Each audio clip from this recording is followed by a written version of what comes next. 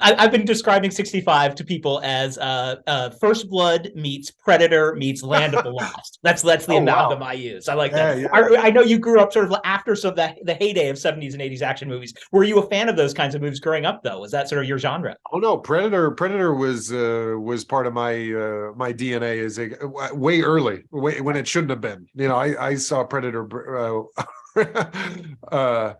the ending, the whole end sequence of Predator is a masterpiece. It's great. You know, when and from the minute when he Love it. drops into the what falls off the waterfall to the end, it's like it can't be more.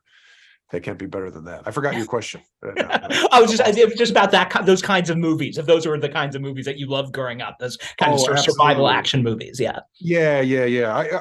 I watched a lot of things that I shouldn't have watched, and then watched the things that I was supposed to watch, and then obviously, what you know, you get older, and different whole other different world of movies come into your diet, and Sure. it's you know that's what I love about movies and is.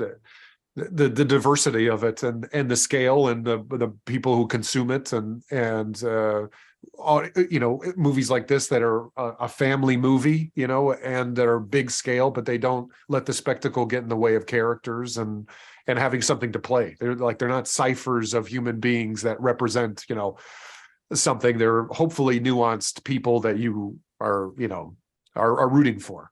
Absolutely. Well, it's interesting. I mean, you've certainly played in the action space in the past, but it's always had a more villainous tinge, usually, I'd say. This is a very sort of straightforward action hero part for you. What was it like sort of donning that sort of that mantle, that Stallone Schwarzenegger mantle in your own way? But that's a massive compliment. I think we're in totally different different categories, but I didn't think of it that way. I wasn't thinking like this is my walk on set and just crush protein bars and intimidate people. What was more exciting to me was that it did have these big set pieces, and it was really physical, and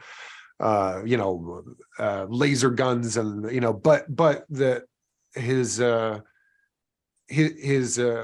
roughness from him, or the his anger, or his aggression is coming from a place of real pain. Was he's looking at her, and he can't help but see this thing that he lost, and whenever he can't control himself is because he hasn't processed grief, as she hasn't really had time to process grief. And so that for me grounded the character, that you don't really see him really lose it until he has this sense that he maybe he's lost somebody else, and they don't come together as found family to the very end.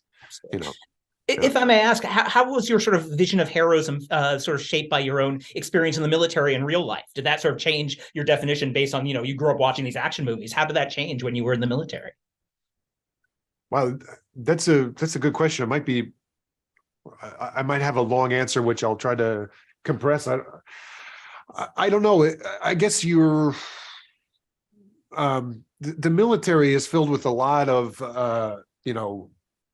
driven, sometimes aggressive,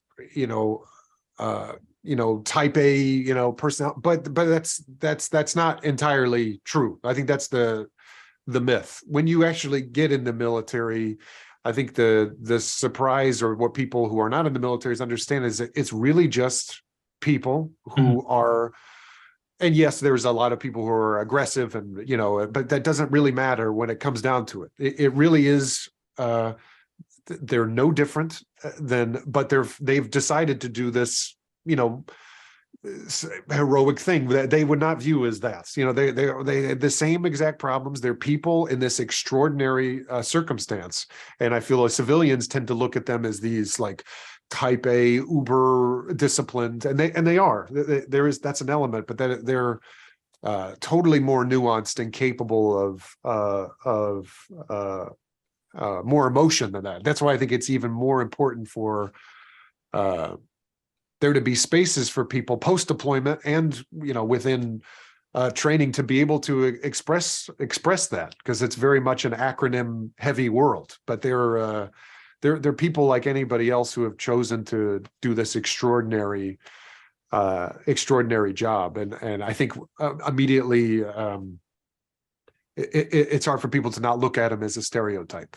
Right. If that was kind of a rambling answer, but No, I love it, and I think that's what I love about your performance in this. It feels like a very ordinary guy in extraordinary circumstances, and that speaks to a lot of it. So yeah, that it's kind of a myth. The whole like that even the most tough guy, when you really come down to it, is really like